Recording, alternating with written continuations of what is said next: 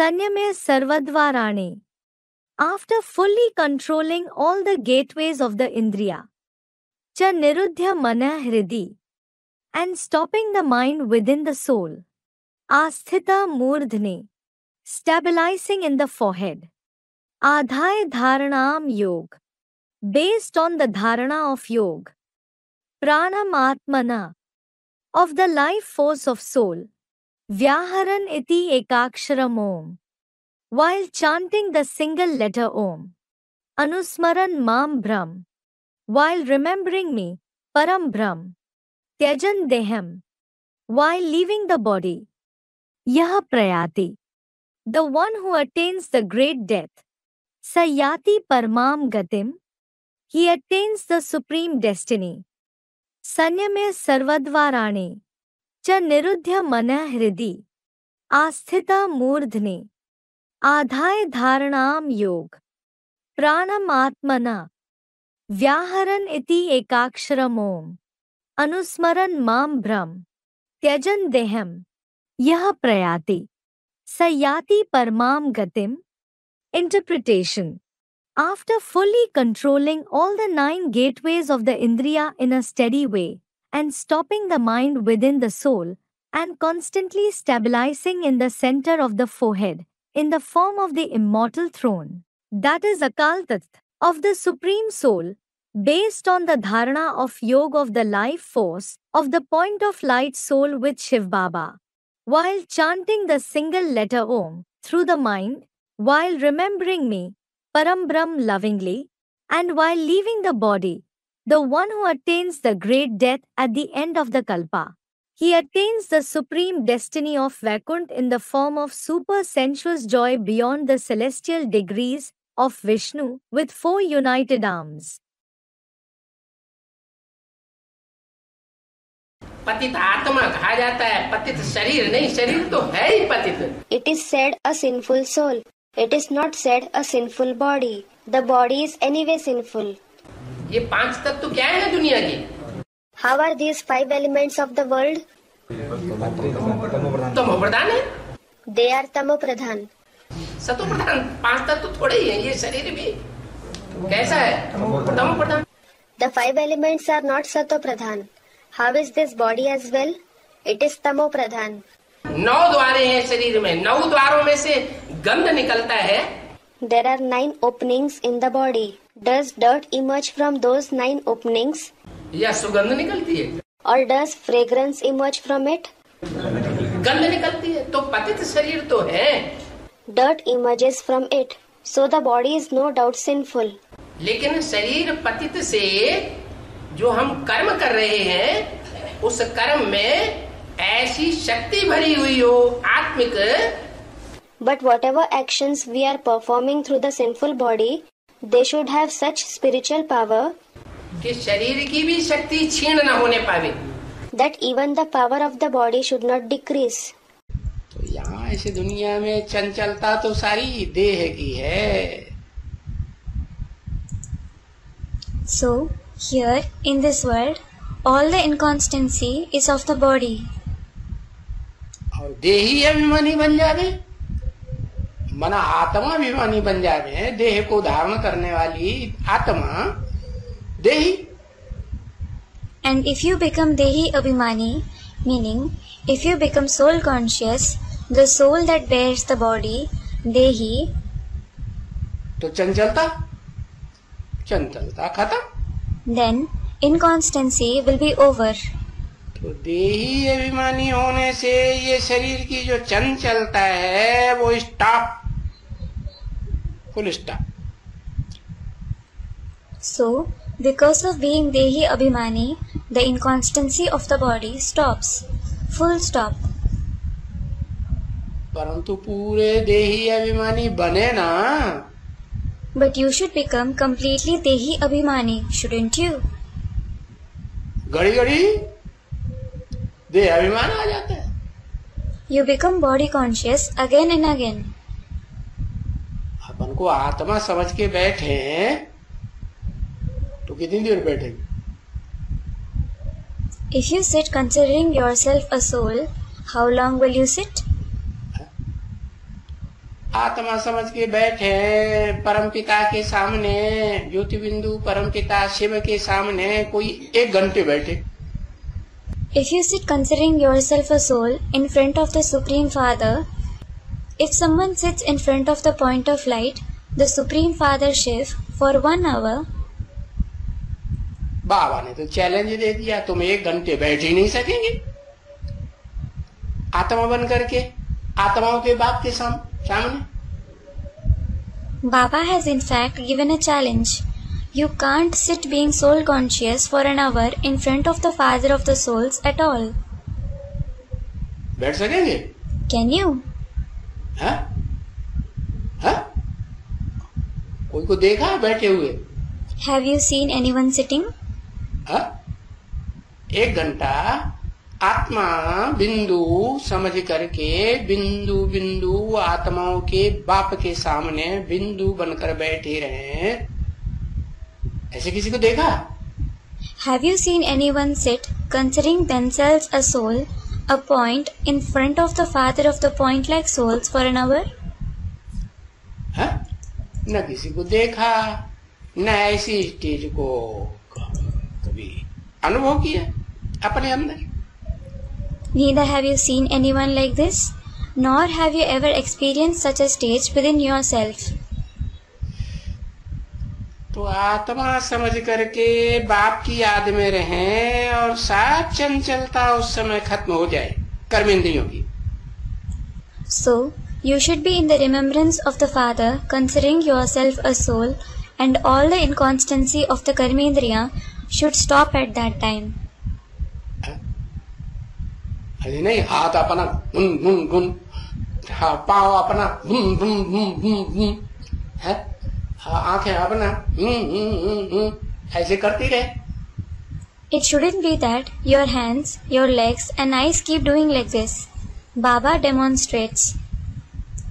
तो उसको देह अभिमान कहेंगे कि आत्मिक स्थिति कहेंगे?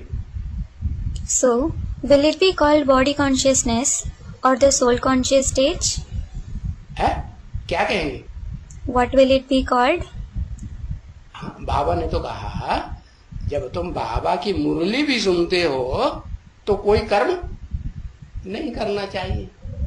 In fact, Baba has said you shouldn't do anything even while listening to Baba's Murli. कर्मेंद्रियों से कर्म करेंगे ना? हाँ? You will perform actions through the Karmendriya, won't you?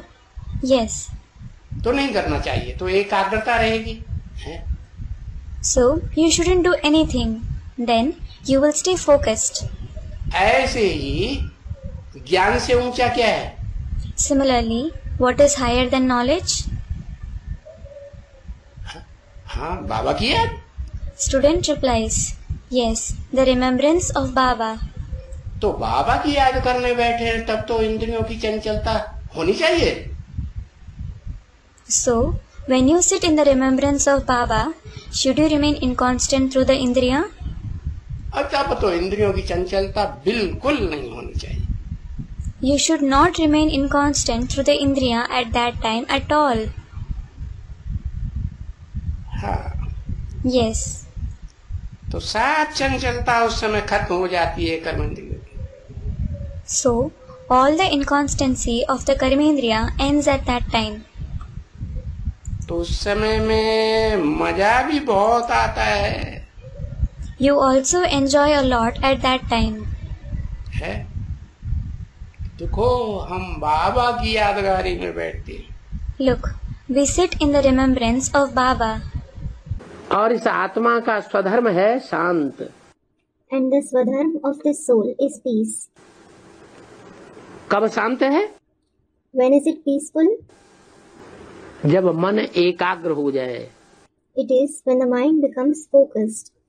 मन जब एकाग्र हो जाता है तो सब पूर्व जन्म के सारे संस्कार भस्म हो जाते हैं। When the mind becomes focused, all the sanskars of the previous births are burned to ashes.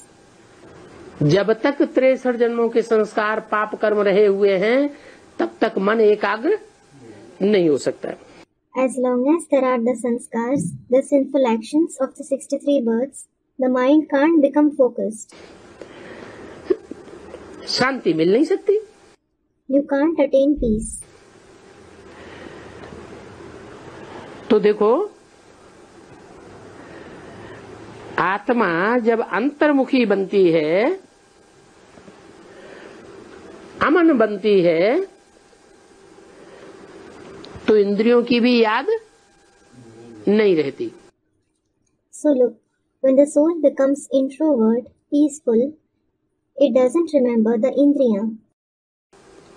इंद्रियों के भोगों की भी याद नहीं रहती। It doesn't remember the pleasure of the indriya either. मुख ही नहीं, कोई भी कर्मेंद्रिय नहीं। When you don't even have a mouth or any karmendriya, चंचलता करने वाली कर्मेंद्रियां ही नहीं, उन कर्मेंद्रियों को शक्ति देने वाला मन ही नहीं। when you don't have the karmendriya which show inconstancy, when there isn't the mind that gives them power, कर्मेंद्रियों से भी सुख दुख कब मिलता है? when do you receive happiness and sorrow through the karmendriya? जब मन उसका साथ दे। It is when the mind cooperates. कर्मेंद्रियों का अगर मन साथ नहीं देता है तो सुख दुख फील नहीं हो सकता। When the mind doesn't cooperate the indriya, you can't feel happiness and sorrow. तो ये आत्मा भ्रकुटी के बीच में निवास करती है। So, this soul resides in the center of the forehead. ये आत्मा का तख्त है, हाँ, जिस पर बैठती है। It is the throne of the soul on which it sits. है, और ये अकाल तख्त कहा जाता है। And it is called Akal Takht, that is immortal throne. हाँ, कैसा तख्त? Yes. What kind of throne? इस तख्त को काल नहीं खा सकता। Death can't devour this throne. तो क्या हर आत्मा का जो तख्त है भ्रकुटी के मध्य में जिसमें बैठती है वो अकाल मूर्त है? नहीं। So, is the throne of every soul in the center of the forehead where the soul sits Akal Murt? No. तो फिर किसको अकाल तख्त कहा जाता है? Then who is called as Akal Takht? हाँ, आत्माओं में वो आत्मा जो मनुष्य आत्माओं के बीच में बड़ा भाई है, सबसे बड़ा भाई है, उसकी आत्मा का जो तख्त है कैसा है? Akal Takht. Yes, the soul who is the elder brother, the eldest brother among the souls, the human souls, how is the throne of his soul? Akal Takht. और सिखों ने उसे गुरुद्वारे में लकड़ी का तख्त बनाया हुआ है। The Sikhs have made it as the wooden throne in the Gurudwaras. क्यों? Why? है? क्या वो लक्कड़ बुद्धि है या नहीं? Is he the one with wood-like intellect or not? हाँ, जिस तख्त में वो आत्मा जिसे परमात्मा गीता में नाम दिया है वो लक्कड़ बुद्धि बन जाती है। Student replies, yes, the throne, the soul who is named Paramatma, that is the supreme soul in the Gita, becomes the one with wood-like intellect. अभी उसको अकाल तख्त कहा जाता है। आत्मा के ठहरने बैठने के स्थान को। Now, that place where the soul stays or sits is called as Akal Takht. तो उसको काल नहीं खाता है। So, death doesn't devour him. किसको? Whom? काल किसको नहीं खाता है? Whom doesn't death devour? है? उसको काल नहीं खाता है। किसको नहीं खाता है? Death doesn't devour him. Who doesn't it devour? है?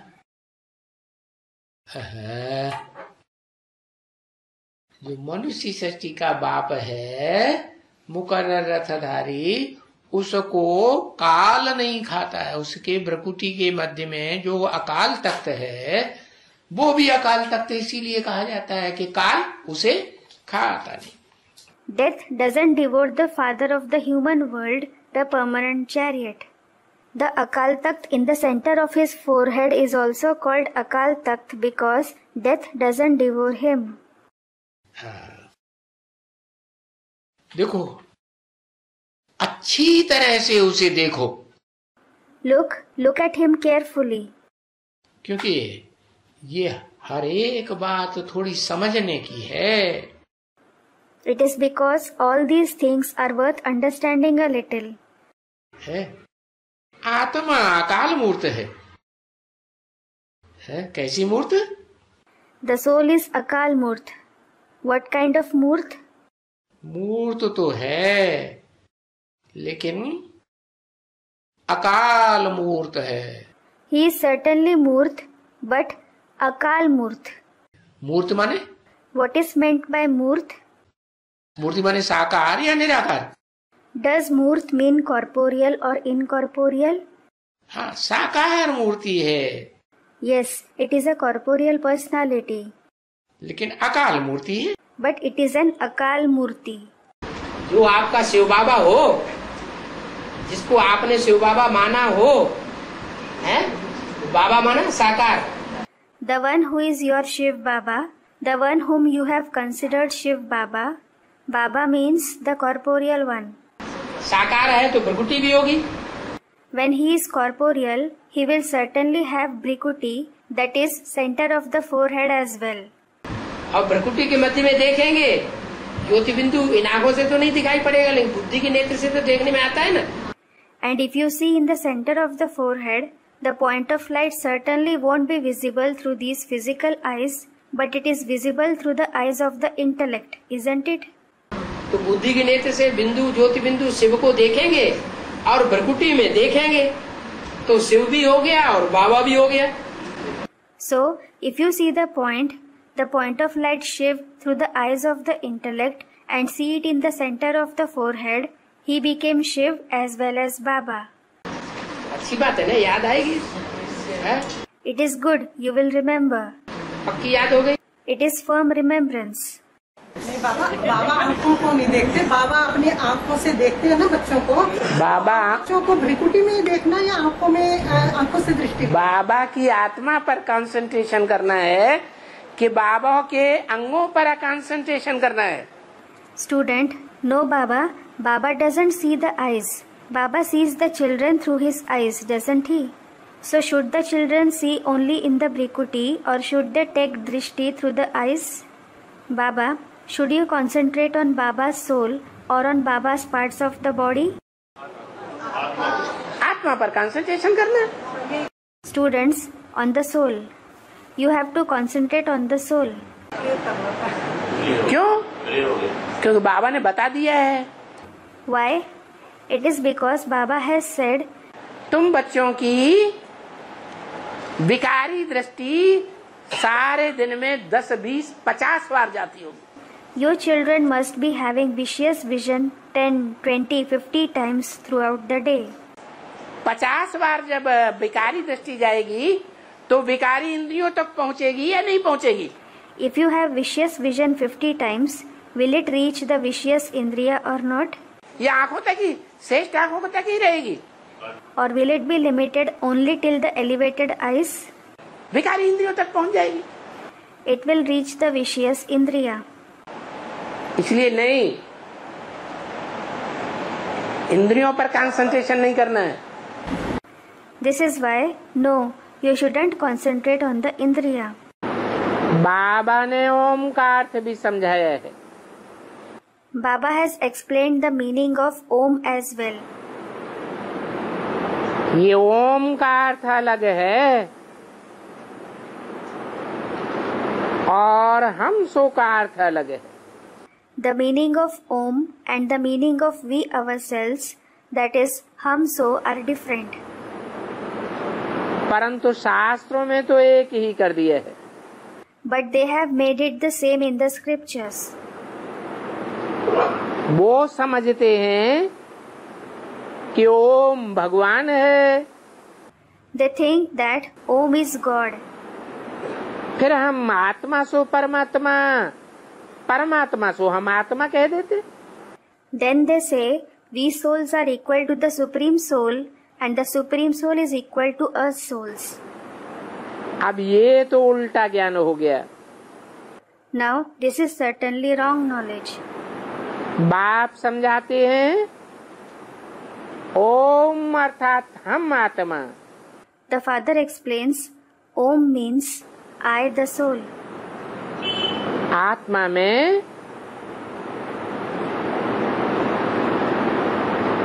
तीन कार्य करता है। There are 3 workers in the soul. हर आत्मा के 3 कार्य हैं। Every soul has 3 tasks. आ माने ब्रह्मा। A means Brahma. जैसे ब्रह्मा नई सृष्टि की स्थापना करता है, तो हर आत्मा अपने सद्गुणों की स्थापना करती है। Just like Brahma establishes the new world, every soul establishes good qualities in itself. फिर शंकर के रूप में दुर्गुणों का विनाश करती है। फिर विष्णु के रूप में सद्गुणों की पालना करती है। Then it destroys the bad traits in the form of Shankar, and then it sustains the good qualities in the form of Vishnu. तो हर आत्मा के 3 कर्तव्य हैं। So every soul has 3 duties. इन 3 कर्तव्यों के आधार पर कहा जाता है ओम। Based on these 3 duties, it is said Om. ये इस कल्प का अंतिम समय है। It is the end time of this kalpa. सबका अंतिम जन्म है। It is the last birth of everyone. इसलिए कहा जाता है शिव बाबा को याद करो। This is why it is said, remember Shiv Baba. याद करेंगे तो तुम स्वर्ग में चले जाएंगे। If you remember him, you will go to heaven. अंत समय के लिए कहा जाता है। It is said for the end time, अंतमते सोगते। Antamate Sogate, meaning as are the final thoughts, so is the final destination. तो अंत में तुम्हारी पक्की पक्की आत्मिक स्थिति होनी चाहिए, स्वयं स्थिति होनी चाहिए। So you should have firm soul conscious stage, the stage of the self, that is Swasthiti at the end. अपन को देहभान से बचाना है। You have to save yourself from body consciousness. आत्मिक स्थिति में स्थित करना है। You have to stabilize yourself in the soul conscious stage. कर्मेंद्रियों से कर्म करते रहें और कर्म करते हुए भी देह में बुद्धि न जाए, तो कहेंगे कर्मातीत अवस्था। You may keep performing actions through the karmendriya, but the intellect shouldn't go towards the body even while performing actions. Then it will be called the karmatit stage, that is, the stage beyond the effect of actions. कर्मेंद्रियों में बुद्धि न जाए तो कहेंगे कर्मातीत अवस्था। The intellect shouldn't go towards the karmendriya, then it will be called the karmatit stage. तो ऐसी कर्मातीत अवस्था में जाएंगे तो फिर कोई पाप कर्म बनेगा नहीं और बाप से पूरा वर्षा लेंगे। So if you attain such karmatit stage, no sinful action will be committed and you will take the complete inheritance from the father. पूरा माने What is meant by complete? बाप है आत्मा, The father is a soul. है? बाप को तो इंद्रियां है ही नहीं जैसे। It is just like the father doesn't have indriya at all. तो पूरा वर्षा का मतलब क्या हुआ है? So what is the meaning of complete inheritance? अतीन्द्रिय सुख का वर्षा। The inheritance of super sensuous joy. जैसे बाप को इंद्रियां नहीं है तो बच्चों को भी इंद्रियों की महसूसता नहीं होनी चाहिए। Just like the father doesn't have indriya, the children shouldn't have the feeling of having indriya either. तो उसे कहेंगे अतीन्द्रिय सुख का वर्षा। Then it will be called the inheritance of supersensuous joy. जो शास्त्रों में गाया हुआ है कि अतीन्द्रिय सुख की बात पूछनी हो तो गोप गोपियों से पूछो। It is praised in the scriptures, if you want to ask about the supersensuous joy, ask the gop and gopis. तो जब ऐसी स्टेज बनावेंगे तब ही पूरा वर्षा मिलेगा। So, only when you attain such stage, you will receive the complete inheritance. तब क्या हो जाएगा? What will happen then? तब पूरा वर्षा मिलेगा जबकि आत्मा सतो प्रधान हो जाएगी। You will receive the complete inheritance when the soul becomes Satopradhan. कैसे हो जाएगी? How will it become? इस योग के द्वारा या याद बल के द्वारा? Through this yoga or the power of remembrance. किससे योग लगा के? By having yoga with whom? है उसी से योग लगा के जिसकी यादगार मंदिर में रखी हुई है शिवालय में, इंद्रियां जैसे कि है ही नहीं। By having yoga with the very one whose yadgar is kept in the temple in the Shivalaya, it is as if he doesn't have the indriya at all. Shankar के द्वारा जब पुरानी दुनिया का विनाश होता है तो उस विनाश के टाइम से लेकर के और जब तक टोटल विनाश हो दुनिया का, नई दुनिया एक्यूरेट शुरू हो, तब तक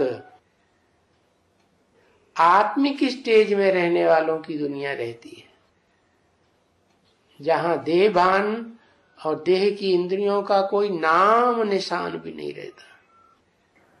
When the old world is destroyed through Shankar, from that time of destruction till the total destruction of the world takes place and the accurate new world commences, the world of those who stay in the soul conscious stage exists, where there isn't any trace of body consciousness and the indriya of the body at all. तो उस दुनिया में ऊंचे ते ऊंचा सुख कैसे भोगेंगे? Then how will you experience the highest of high happiness in that world? है भोगेंगे। Will you experience? अरे पुरानी देहों का, पुरानी दुनिया का विनाश हो गया। अरे, the old bodies and the old world are destroyed. जिन आत्माओं की पक्की प्रैक्टिस हुई आत्मिक स्टेज में टिकने की, 24 घंटे अपने को आत्मिक स्टेज में टिकने की प्रैक्टिस पक्की कर ली, तो वो आत्माएं देह भान को छोड़ देती है। The souls who made the firm practice of stabilizing in the soul conscious stage, those who made firm practice of stabilizing themselves in the soul conscious stage for 24 hours, those souls leave body consciousness. देह की इंद्रियों की स्मृति को छोड़ देती हैं। इंद्रियों से जो सुख या दुख मिलता है उसकी स्मृति को भी छोड़ देती। They give up the remembrance of the indriya of the body. They give up the remembrance of happiness or sorrow received through the indriya as well. भले शरीर रहे भी तो भी शरीर से जैसे वास्ता नहीं, आत्मा अलग अपने को महसूस करे और देह अलग महसूस करे। Though the body is present, still it is as if they don't have anything to do with the body. The soul should experience itself to be different and the body should be experienced to be different. तो ऐसी stage धारण करने वाली आत्माएं फिर सुख में रहेंगी, दुख में रहेंगी। सुख में रहेंगी तो कैसे सुख में रहेंगी? So, will the souls who attain such stage be in happiness or in sorrow? If they are in happiness, they will be in what kind of happiness? इंद्रियां ही नहीं है, इंद्रियों की स्मृति नहीं है, तो जरूर अतीन्द्रिय सुख उनको भासेगा। They don't have the indriya at all, There isn't the remembrance of the Indriya, so certainly they will experience super sensuous joy. और वो अतीन्द्रिय सुख क्या है? मन बुद्धि का सुख. And what is that super sensuous joy? The happiness of the mind and intellect. Vishnulok की वैकुंठ में सब कैसे होंगे? इंद्रियों का सुख भोगने वाले होंगे कि अतीन्द्रिय सुख भोगने वाले होंगे? How will everyone be in the abode of Vishnu's Vaikunt? Will they be the ones who experience the pleasure of the Indriya or the ones who experience the super sensuous joy? कर्मेंद्रियों का भोगेंगे? नहीं. Will they experience the pleasure of Karmendriya? No. अरे कर्मेंद्रियों की तो बात ही दूर, ज्ञानेंद्रियों का भी सुख नहीं भोगते. अरे, the topic of Karmendriya is a far off thing. They don't even experience the pleasure of the Jnanendriya. इंद्रियां से अतीत हो जाते हैं, पार हो जाते हैं. ऐसे ऊंचे से ऊंचे देवता. They go beyond the Indriya. They are such highest of high deities.